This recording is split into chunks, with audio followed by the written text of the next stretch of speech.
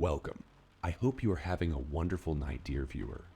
Tonight, I will be telling some terrifyingly scary stories. Make sure to leave your feedback on the comments so I can make this the best experience for you. And if you have any stories you would like me to tell, you can send them through the link in the description. Let's begin.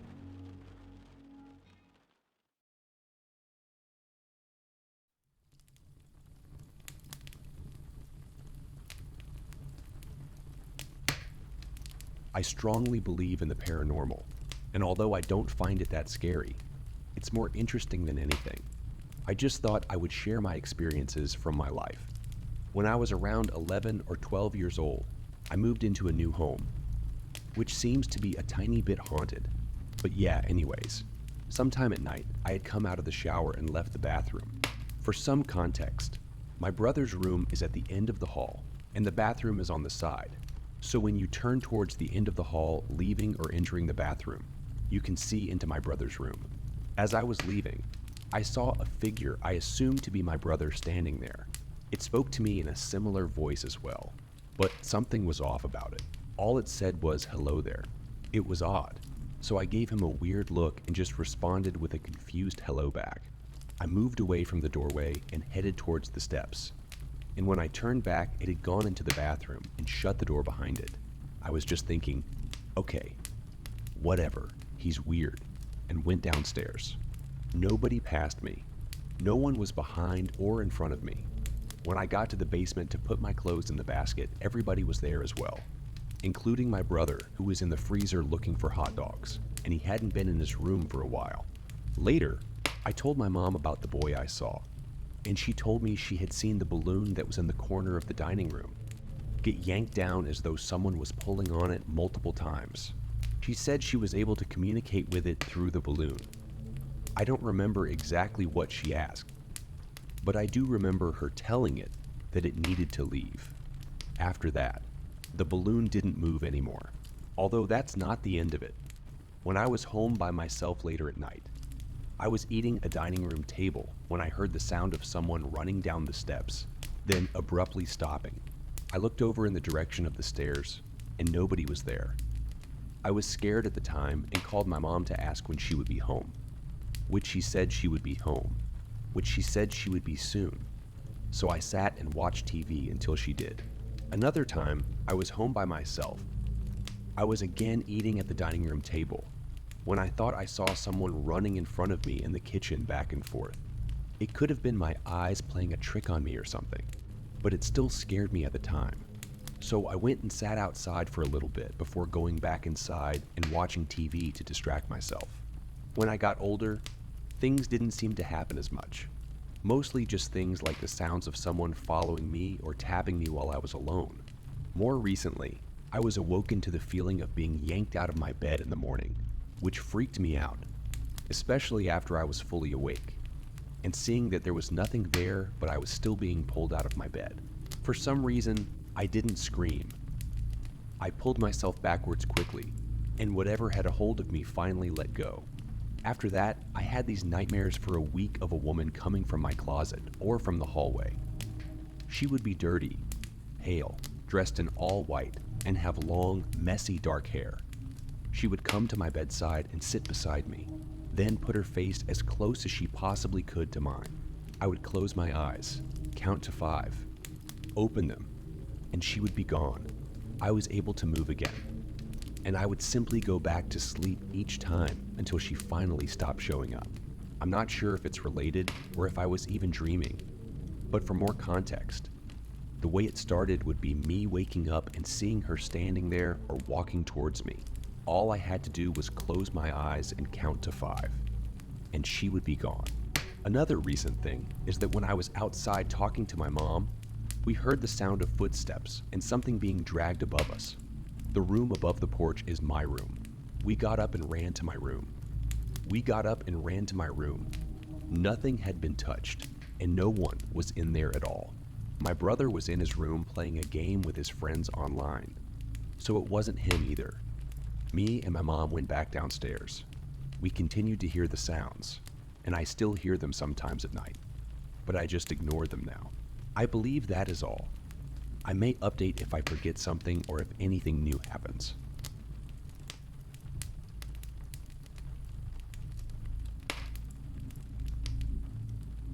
Hello. As the title says, I work at a 24/7 movie theater. Recently, a strange turn of events has had me reconsider my current occupation. You see, I work the graveyard shift from 11 p.m.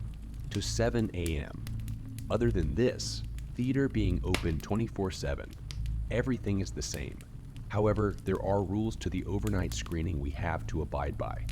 I can remember the first night on the job when my boss, Tiaman, showed me the ropes, reminding me that there are steps to cleaning and shutting down the bathrooms and how to clean the screening rooms in between movies. He took me to his office to show me a set of rules we must follow.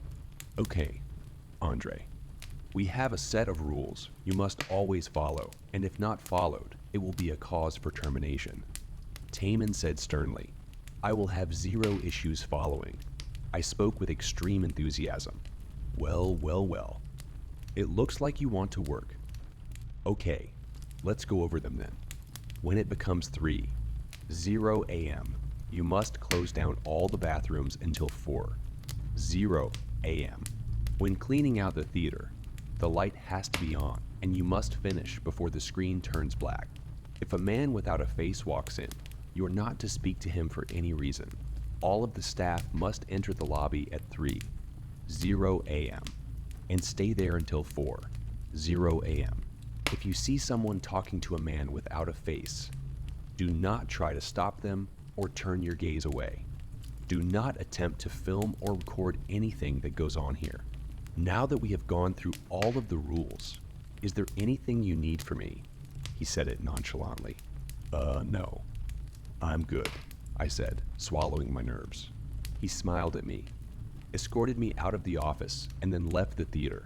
I instantly got to work cleaning the front room while a person named Cynthia taught me the ropes. She was a very nice girl and had been there for years. Hey, it's almost 3 a.m. and we need to close the bathroom and then head to the lobby. Let me show you how. She seemed a little nervous as she said this. I followed closely behind as we walked toward the bathrooms.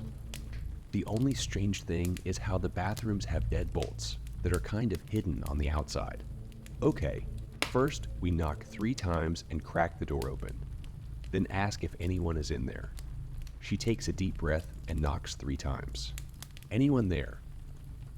Custodians, we need to clean the bathroom at this time. She listened closely and heard someone say, Yes. I'm almost done. Well, okay. Thank you. She looked hurried and looked down at her watch, seeing the time clicking closer to 3 a.m. At the time, it was 2:57 a.m., and I could see Cynthia getting more and more on edge as the time got closer. Shit. It's 1 minute until 3 a.m., and she hasn't flushed. We need to lock the door now. Right when she reaches for the hidden deadbolt, the woman comes out and says sorry, then walks to the theater down the right. Cynthia quickly locks the door and breaks out as a sign of relief. Thank God she got out of there. It was then that we heard a scream in the bathroom. Another woman was still in there. Yo, we've got to help her, I shouted as I reached for the deadbolt, but I was abruptly stopped by Cynthia, who grabbed my hand and pushed me away. Hey, what the fuck are you? I exclaimed until I was cut off. Listen to me now and listen carefully. We cannot open this door. If we do, you and I will die. Now we've got to get to the lobby. She said this with fear in her eyes, pushing me to the lobby. In the background, I can still hear the unknown woman screaming as if she were being killed. I could hear the screams even in the lobby, but when it became 3:30 a.m., the screaming stopped with the sound of tearing flesh and breaking bones. For the first time, I felt primal fear. The idea that someone was being torn to shreds made me feel like I didn't want to be there anymore. I slowly started walking toward the doors when it came in.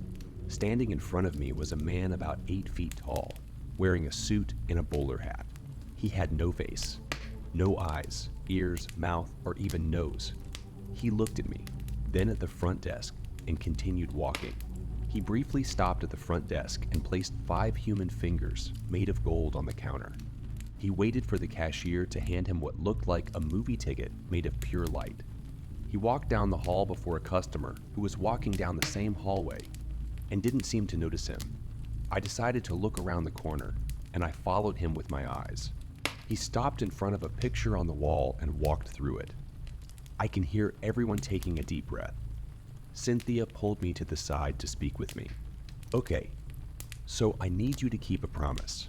You and I are going to clean the bathroom, but you cannot say a word about this to anyone or anything. What you see here stays here. Got it. She looked at me with fierce determination. Yeah. I promise, of course. That was a fucking lie. She and I got to the bathroom, and she took a deep breath and shakingly opened the door. As the door swung open, the smell hit me like a ton of bricks. The smell of rusty iron filled the air, and I could taste the blood as it pooled in the back of my throat. I was gagging before Cynthia handed me a filter mask, which seemed to solve the problem. We went inside with a pair of buckets and mops. The horror I saw was nearly unspeakable. Blood and viscera covered the walls, with bits and pieces of flesh hanging from the ceiling. The blood on the floor was draining into the drain on the floor. I held back my vomit as we mopped up the remains of the person. This almost took 2 hours. Cynthia tried to tell me jokes to break the ice and make me forget that I was cleaning someone off the floor. I don't remember much during it, as I was disassociating hard, maybe to distance myself from the fucked up situation. We were about done when something walked out of the stall. A tall woman with white eyes and an unnaturally large smile. She looked at me and Cynthia while smiling. I can see blood on her mouth, and her teeth were very sharp looking. She bent down toward me slowly, and while she was doing so, I could hear her bones creaking and popping in and out of place. This woman, this thing, spoke to me.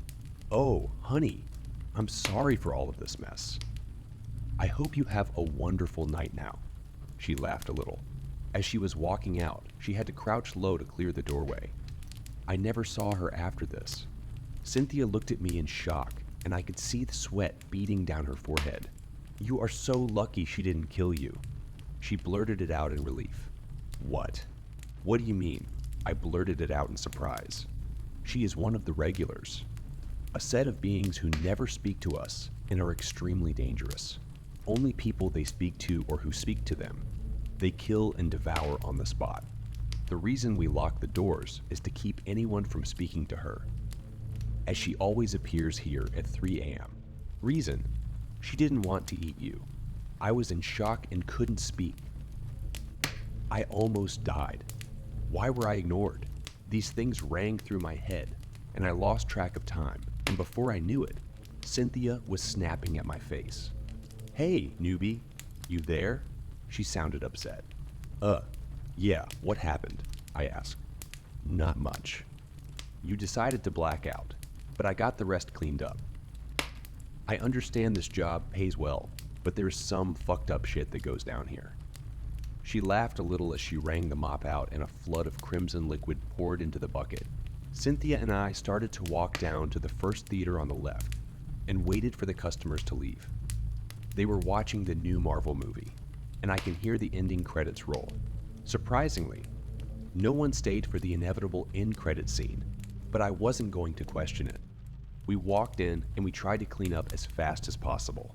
It was almost 5 minutes when the screen went black and we could hear the film slowly shutting off. The sound of the lights shutting off one by one echoed through the theater. "Run! Get out!" Cynthia screamed in fear and sprinted past me. I didn't question it and just ran. All of a sudden, she tripped and started to cry and scream, "No, no, no, I don't want to die." It was then that I saw a tall, pale humanoid being crawl out of the screen. This figure bolted towards Cynthia, knocking me down in the process. I can see this thing crawling over her body. It quickly covered her mouth with some of its flesh.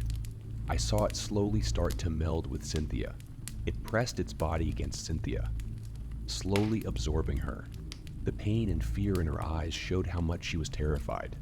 I couldn't move. It was as if my flight or fight response was completely broken. and my body was unsure what to do.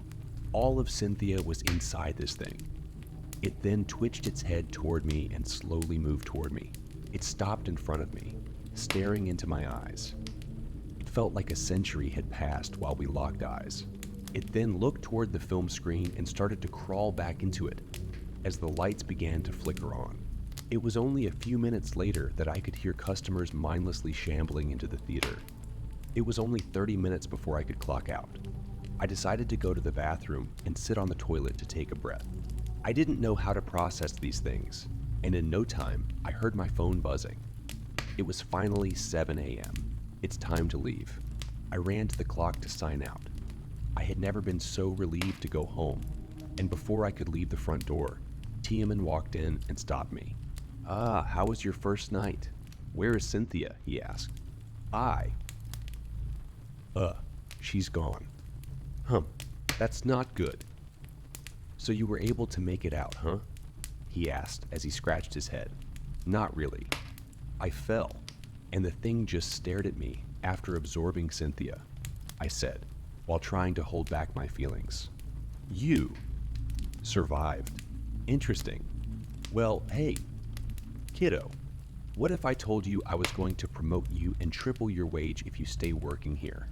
I'll do it starting tomorrow." He spoke with confidence and grandiosity. "Let me sleep on it. Is that okay? I need to get home and sleep." I said it shakingly. "Of course. Sleep it off and come back. We will be eagerly waiting." He waved me off and started to walk toward the exit. I got home and immediately vomited. I have never been so terrified in my life. The money is going to be amazing, but I don't want to die. But it doesn't seem like I would. Tell me, have you ever seen the devil? I feel like last night I had. Anyway.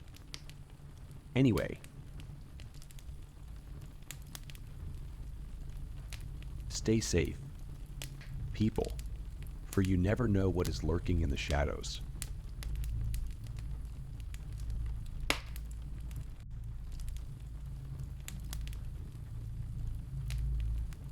A quick description of my family. We were always seen as a perfect family. My mom was at home while my dad worked as a doctor after getting his doctorate at Harvard Medical School. They had me and my younger sister, Allison, and trust me, they got us to get good grades. My parents wanted us to go to college and become successful like them. The only thing that was unusual was that my parents always tied and locked my sister in her bedroom every night. I found it quite weird, but I never asked any questions because I didn't want to seem rude. They always told me not to question my elders. My parents were going out for my dad's birthday party in San Francisco and trusted me enough to not get a babysitter and to follow the same routine for my sister. Usually my parents had my aunt babysite us and do the whole bed thing, but she died a couple of months ago, so there was really no other way. Now was my chance. I was going to find out the truth. "Now, honey, remember to tie her to bed before 9:30 p.m. and lock the door," my mother said to me before following my father out the door. Then she turned to me with a straight face and said, "And do not, I repeat, do not unlock that bedroom, no matter what. Call us on the phone in the living room if there is an emergency." That sent shivers down my spine. She never looked unhappy, nevertheless scary. I turned the lock on the main door and then looked at my sister.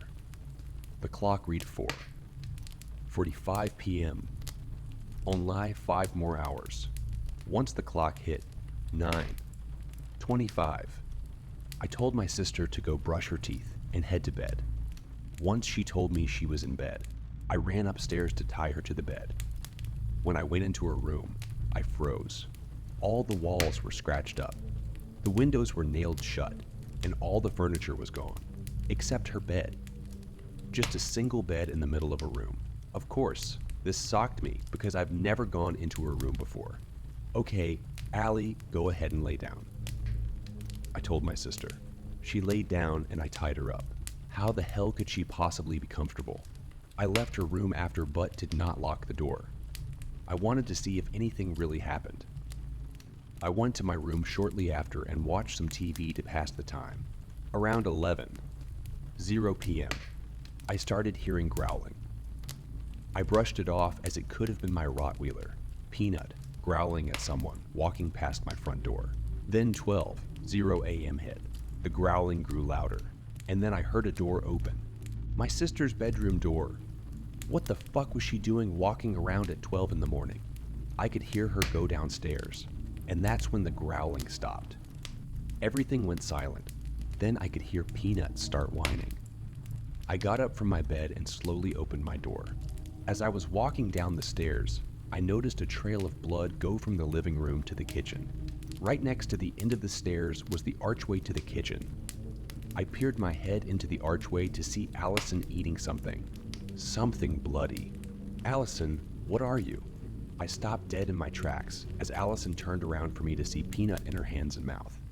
She killed him and was eating him raw. I ran upstairs and locked myself in my room. I grabbed my cell phone and hid under the bed. I called my parents' phone and waited for them to pick up. A minute went by with no response. So I called again and again. I called 10 times and got no response. Fuck. I was out of luck. Then my phone buzzed.